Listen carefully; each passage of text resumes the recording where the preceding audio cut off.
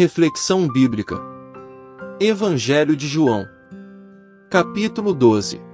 João 12. A Páscoa com Lázaro, a entrada triunfal e a chegada de sua morte.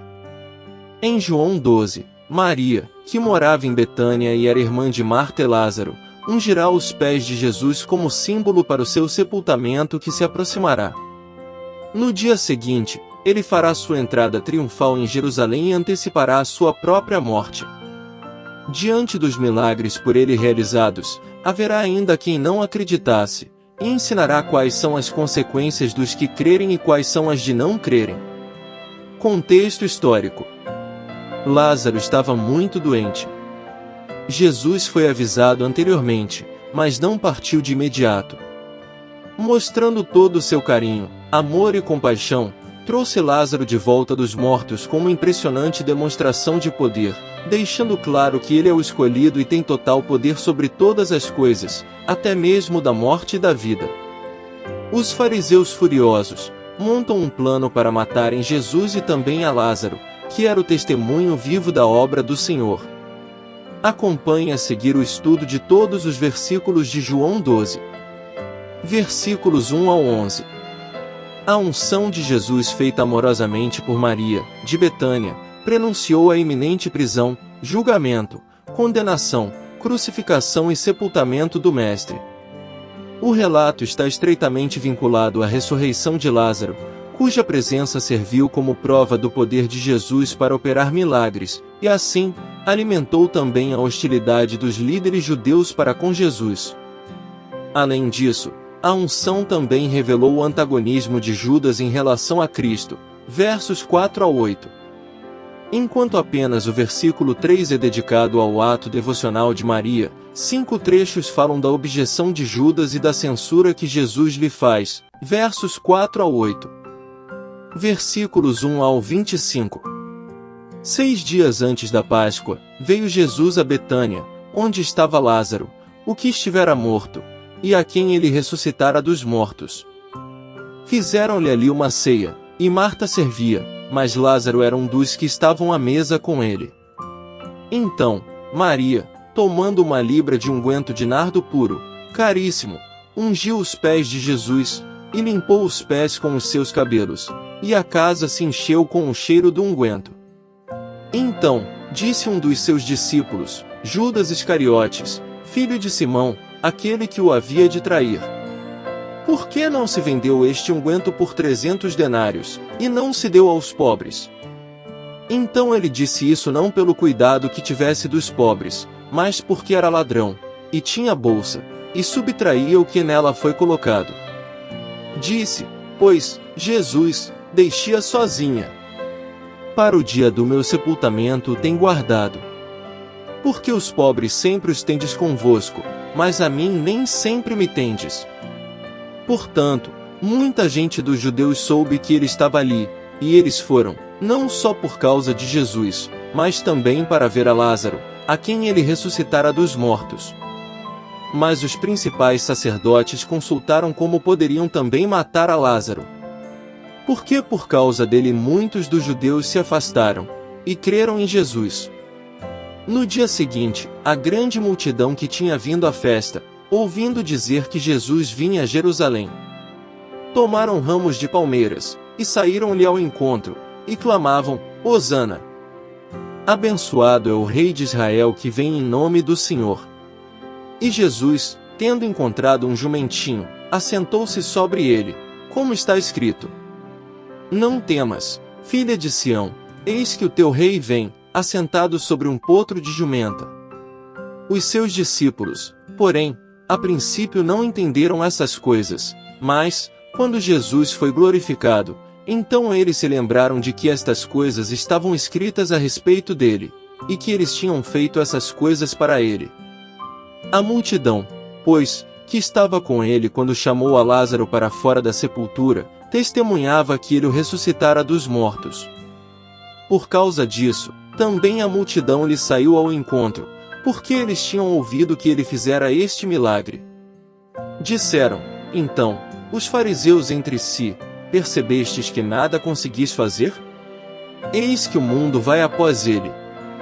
E havia alguns gregos entre os que tinham subido para adorar na festa.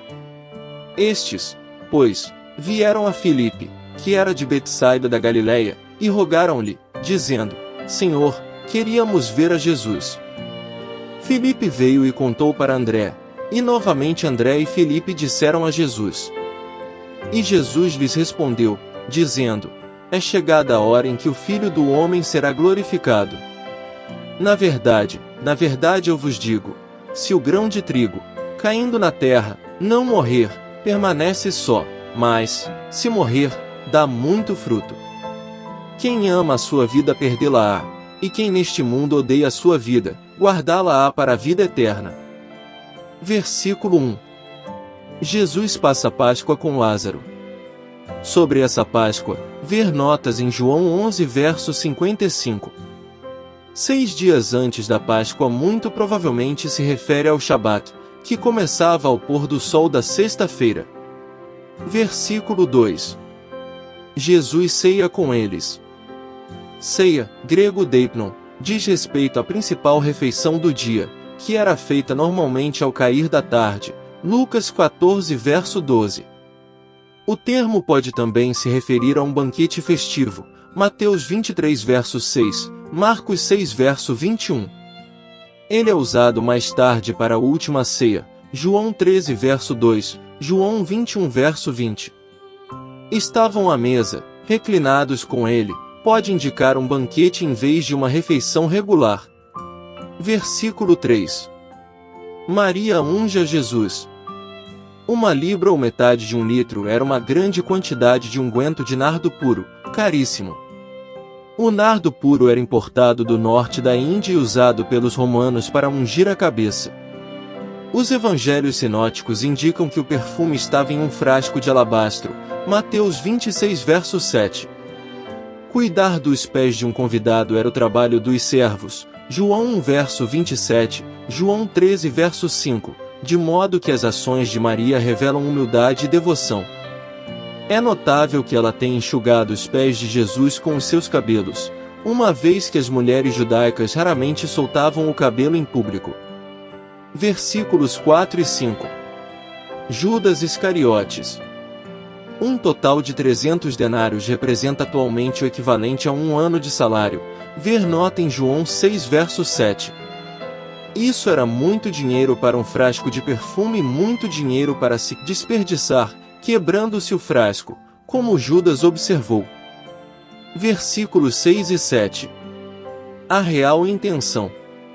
A motivação de Judas era impura. Antes de trair Jesus, já se conhecia sua fama de ladrão. Versículos 8. Jesus repreende a Judas. A resposta de Jesus pode ter sido uma alusão a Deuteronômio 15 verso 11. João 12 versículos 9 ao 19.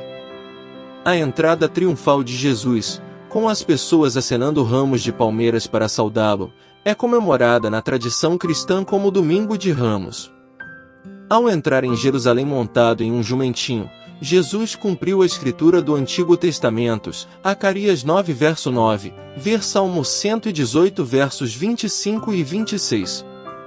O aceno de ramos de palmeiras, um ato que comemora a vitória sobre um inimigo ou a recepção de um rei, pode indicar que as pessoas pensassem que Jesus ocuparia o trono vago de Israel e libertaria a nação da ocupação e do domínio romano. Versículos 9 ao 12. Muitos o seguem. No dia seguinte provavelmente se refere ao domingo da Semana da Paixão, conhecido agora como Domingo de Ramos. A festa era a celebração da Páscoa. Versículos 13 e 14. Hosana.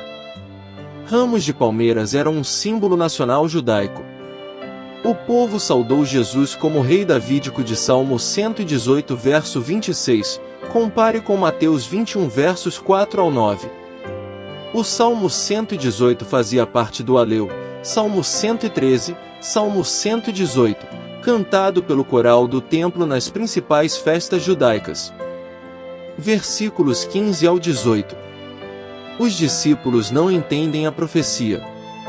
Jesus é retratado como humilde rei pastor de Zacarias 9 verso 9 que veio à cidade santa para assumir o lugar que lhe é de direito. Uma antiga profecia messiânica falava de um governante de Judá que teria a obediência das nações e montaria em um jumentinho, Gênesis 49 versos 10 e 11. Não temas pode ser tomado de Is 49, que se refere a alguém que traz boas novas a Sião, Isaías 44 verso 2. Versículo 19. A frustração dos fariseus. O mundo era um óbvio exagero, destacando a frustração dos fariseus, Atos 17 verso 6. João 12 versículos 20 ao 50. Essa seção conclui a primeira unidade principal do Evangelho de João, que narra a missão de Jesus aos judeus. A aproximação de alguns gregos sinalizava que a comissão de Jesus estava se aproximando de seu clímax, no qual ele morreria e, desse modo, alcançaria as nações. Sua hora estava próxima. O Filho do Homem em breve seria levantado, crucificado, pelos homens e altamente exaltado por Deus, o Pai. Depois disso, Jesus estaria pronto para atrair as pessoas, judeus e não judeus, a ele mesmo. Além disso, a nação judaica sofreria o julgamento por rejeitar o Messias, que realizará tantos sinais entre os judeus, versos 37 ao 40. Versículo 20. Os gregos querem conhecê-lo. Gregos provavelmente se refere aos gentios, não necessariamente da Grécia, ver nota em João 7 verso 35. Eles eram tementes a Deus, e foram a Jerusalém para prestar adoração a Deus na festa da Páscoa. Versículos 21 e 22. André e Filipe, nomes gregos. Sobre André e Filipe, ver notas em João 6 verso 5. Os gregos podem ter escolhido Filipe, que por sua vez chamou André, porque ele e André eram os dois únicos membros dos 12 com nomes gregos. Versículo 23. É chegada a hora.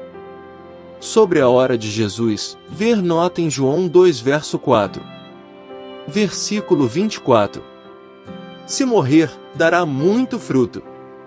O princípio de vida através da morte é ilustrado por um exemplo agrícola. Versículo 25. O objetivo da vida. Seguir a Cristo envolve sacrifício pessoal, mostrado de modo supremo na cruz. Versículos 26 ao 50. Se algum homem me serve, siga-me, e onde eu estiver, ali estará também o meu servo. Se algum homem me servir, meu Pai o honrará. Agora minha alma está perturbada, e que direi eu? Pai, salva-me desta hora, mas para esta hora é que eu vim. Pai, glorifica o teu nome. Então, veio uma voz do céu, dizendo, eu já o tenho glorificado, e novamente o glorificarei. A multidão, pois, que ali estava e que a ouvira, dizia ter sido um trovão, outros diziam, um anjo lhe falou. Jesus respondeu e disse, não veio esta voz por minha causa, mas por causa de vós. Agora é o juízo deste mundo, agora será expulso o príncipe deste mundo. E eu, quando for levantado da terra, todos os homens atrairei a mim. E dizia isto, significando de que morte ele deveria morrer. Respondeu-lhe a multidão, nós temos ouvido da lei que o Cristo permanece para sempre, e como dizes tu, é necessário que o Filho do Homem seja levantado? Quem é esse Filho do Homem? Então, Jesus disse-lhes, ainda por um pouco de tempo a luz está convosco. Andai enquanto tendes luz, para que as trevas não venham sobre vós, pois quem anda nas trevas não sabe para onde vai. Enquanto tendes luz, crede na luz, para que sejais filhos da luz. Essas coisas disse Jesus e retirou-se, escondendo-se deles. Mas, apesar de ter feito tantos milagres diante deles, não criam nele. Para que se cumprisse a palavra do profeta Isaías, que diz, Senhor, quem tem acreditado em nosso relato? E a quem foi revelado o braço do Senhor? Por isso, eles não podiam crer, pelo que Isaías disse outra vez. Ele cegou-lhes os olhos, e endureceu-lhes o coração, para que eles não vejam com seus olhos, nem compreendam no seu coração, e se convertam, e eu os cure. Essas coisas disse Isaías quando ele viu a sua glória, e dele falou. Contudo, muitos dentre os principais governantes creram nele, mas por causa dos fariseus não o confessavam, para não serem colocados para fora da sinagoga. Porque eles amavam mais a glória dos homens do que a glória de Deus. Jesus clamou e disse: Quem crê em mim, crê, não em mim, mas naquele que me enviou. E quem me vê, vê aquele que me enviou. Eu vim como luz para o mundo, para que todo aquele que crê em mim não permaneça nas trevas. E se algum homem ouvir as minhas palavras, e não crer, eu não o julgo, porque eu não vim para julgar o mundo, mas para salvar o mundo.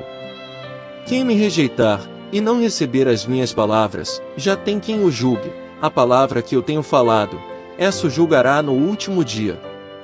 Porque eu não tenho falado de mim mesmo, mas o Pai, que me enviou, ele me deu um mandamento quanto ao que dizer e como falar.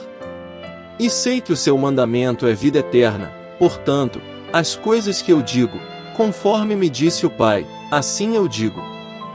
Versículo 26. O servir a Deus. Essa verdade ultrapassa a vida terrena do discípulo e alcança o seu destino eterno. João 14 verso 3, João 17 verso 24. Versículo 27. Eu vim para isso. A expressão de angústia de Jesus provavelmente faz referência aos salmos davídicos como Salmo 6 verso 3 ou Salmo 42. Versículo 28. Deus fala no meio deles. Essa é uma das 3 ocasiões no ministério terreno de Jesus em que uma voz celestial atestou sua identidade. Compare seu batismo e sua transfiguração, Mateus 3 versos 13 ao 17 e Mateus 17 versos 1 ao 13 e paralelos. Versículos 29 e 30. O motivo da voz. A revelação de Deus através de trovões e anjos é bem documentada no Antigo Testamento. Houve trovões na manifestação do Senhor no Monte Sinai, Êxodo 19 versos 16 e 19. Anjos, ou o anjo do Senhor, falaram com Agar, Gênesis 21 verso 17, Abraão, Gênesis 22 verso 11, Moisés, Atos 7 verso 38, Elias, 2 Reis 1 verso 15, e Daniel, Daniel 10 versos 4 ao 11. Versículo 31. O príncipe deste mundo, Satanás. O príncipe deste mundo em seu estado caído e pecaminoso é Satanás, João 14 verso 30, João 16 verso 11, 1 João 5 verso 19. Agora, na cruz, o diabo seria expulso, ou derrotado de um modo decisivo, Lucas 10 verso 18, Colossenses 2 versos 14 e 15. Versículo 32. Eu os atrairei.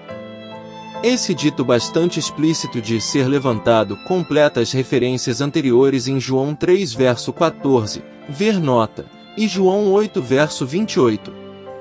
Provavelmente, a terminologia reflete o texto de Isaías 52 verso 13. Todos, no contexto presente, significa todos os tipos de pessoas, tanto judeus como gregos, João 10 verso 16. Versículo 33. A morte de Jesus. Sobre de que morte Jesus haveria de sofrer, ver nota em João 21 verso 19. Versículo 34. Quem é o Filho do Homem? Essa é a última má compreensão dentre as várias apresentadas no Evangelho de João, ver nota em João 7 versos 25 ao 44. Essa referência pode estar baseada em passagens como Salmo 89 verso 4, o qual, por sua vez, se fundamenta em 2 Samuel 7 versos 12 ao 16, Salmo 110 verso 1, Isaías 9 verso 7 e Daniel 7 verso 14. Versículo 35. Eu sou a luz do mundo. A resposta de Jesus foi indireta. Diante do fato de que a luz estaria com as pessoas ainda por um pouco de tempo, sua crucificação estava próxima, João 16 versos 16 ao 19. Ele recomendou enfaticamente que eles crescem na luz, João 9 verso 4, enquanto ainda havia tempo. Versículo 36. Tudo está se cumprindo. Quando escondendo-se deles, Jesus ilustrou o julgamento iminente de Deus e completou sua obra de revelação ao povo de Israel. João 12 versículos 37 ao 50. Essa acusação identificou a geração de Israel no deserto com os judeus incrédulos do tempo de Jesus. Assim como os antigos judeus viram o poder de Deus, através de Moisés, no Êxodo, Deuteronômio 29 versos 2 ao 4, e se desviaram, assim também os judeus do tempo de Jesus contemplaram sinais miraculosos, realizados por Jesus, e responderam com queixa. Compare com Êxodo 17 verso 3, Números 11 verso 1, e incredulidade, João 12 verso 39. Versículos 37 ao 40. Muitos não creem nele. João citou Isaías 53 verso 1 e Isaías 6 verso 10 para indicar que o fato de judeus rejeitarem a Jesus foi predito pela Escritura e, consequentemente, serviu para confirmar o plano de Deus, e não para frustrá-lo. Isaías 53 verso 1 se referiu ao servo do Senhor que foi rejeitado pelo povo mas exaltado por Deus. Isaías 6 verso 10 atribuiu o endurecimento do povo, finalmente, ao próprio Deus, semelhante ao do faraó. Ver notas em Romanos 9 verso 17. Esses versículos são os primeiros dentre uma série de citações de cumprimento na segunda parte do Evangelho de João. Versículo 41. O profeta Isaías. A referência a Isaías ter visto a glória de Jesus pode indicar que o profeta anteviu que Deus ficaria satisfeito com um servo sofredor que seria engrandecido, elevado e muitíssimo exaltado. Como Abraão, Isaías viu o dia de Jesus. Versículo 42. Outros creem escondidos. Sobre medo dos fariseus e do sinédrio. Versículos 43 ao 50. Vocês creem naquele que me enviou. Essa seção resume a mensagem de Jesus e transmite o seu apelo final, concluindo a primeira seção principal do Evangelho de João. Me enviou pressupõe a ideia judaica de representação, segundo a qual a identidade de um mensageiro não se distingue da identidade de quem o enviou. Os versículos 48 ao 50 refletem Deuteronômio 18 verso 19. 5 importantes lições que podemos aprender em João 12. O sacrifício de Jesus. O relato da unção de Jesus por Maria em Betânia nos ensina sobre o sacrifício e a entrega de Jesus, que estava disposto a dar sua vida para nos salvar do pecado e da morte. O reconhecimento da divindade de Jesus. A entrada triunfal de Jesus em Jerusalém evidencia a aclamação pública de sua divindade, mostrando que ele é o Messias esperado e o Rei que veio para trazer salvação. A importância da fé em Jesus. Jesus ensina que é necessário crer nele para ter a luz da vida, destacando a importância da fé como condição para receber a salvação e experimentar a plenitude da vida espiritual. A consequência da rejeição a Jesus. Jesus adverte sobre as consequências da rejeição a ele, afirmando que aquele que o rejeita também rejeita aquele que o enviou, mostrando que a decisão de aceitar ou rejeitar Jesus tem implicações eternas. O chamado à obediência e ao serviço. Jesus exemplifica o espírito de serviço ao lavar os pés dos discípulos, ensinando-nos sobre a importância da humildade, da entrega e do serviço mútuo no reino de Deus. Conclusão. Concluindo João 12, o autor nos mostra como Marta, Maria e Lázaro ficaram ainda mais próximos de Jesus após a ressurreição. Prepararam um jantar para o Mestre e seus discípulos, e com certeza, este foi um momento de maravilhosa comunhão. Boas risadas, comida gostosa, descanso e a companhia das pessoas amadas. Aquele era o lugar ideal para recuperar a energia de longas caminhadas, cruzadas evangelísticas e curas, e é exatamente o que Jesus quer para nós: comunhão, experiências, alegria e paz. Enquanto Jesus estava sentado, Maria pegou um frasco com um perfume caríssimo e derramou sobre os seus pés. O lugar ficou tomado pelo doce aroma. A adoração dela é reconhecida por Judas como um desperdício, mas por Jesus ela é vista como valiosa. Não devemos nos importar com o que as pessoas dizem acerca da nossa adoração ao Senhor, mas sim, nos importar com qual será a leitura do Senhor sobre nossa atitude. Vimos Jesus ser recebido com festa, assim como a profecia dizia, seu reino se espalhando cada vez mais, até mesmo os gregos, com toda a sua filosofia e inteligência se rendiam e queriam vê-lo. Esse é o exemplo de como a história da humanidade foi dividida por um único homem, o mais espetacular que andou pelo planeta. Mas ainda assim, muitos não creram e não creem até hoje. Jesus nos ensinou que haverá um juiz para o julgar. Misericórdia, graça e paz por parte de nosso Deus e Pai, e de nosso Senhor e Salvador, Jesus Cristo, estejam sobre nossas vidas.